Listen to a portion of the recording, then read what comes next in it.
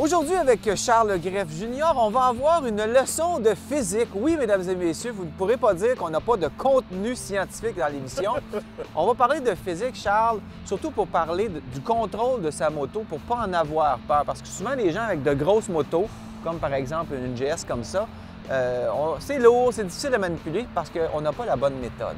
Bonne méthode où il y a une compréhension qu'il faut avoir dès le départ. Oui. C'est le point zéro, évidemment, quand la moto, elle peut se tenir tout seule sans effort. Le sweet spot, finalement. Le sweet spot, effectivement.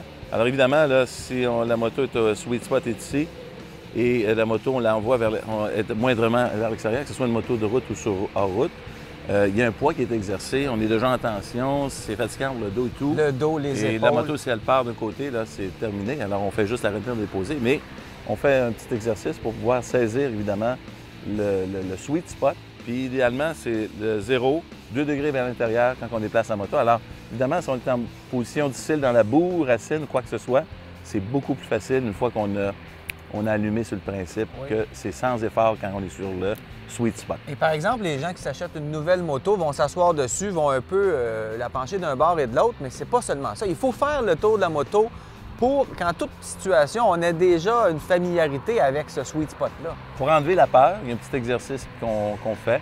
On fait le tour de la moto à deux, évidemment, pour éviter que la moto, si on l'échappe, on perd le contrôle, bien, il y a quelqu'un qui reprend le contrôle derrière soi.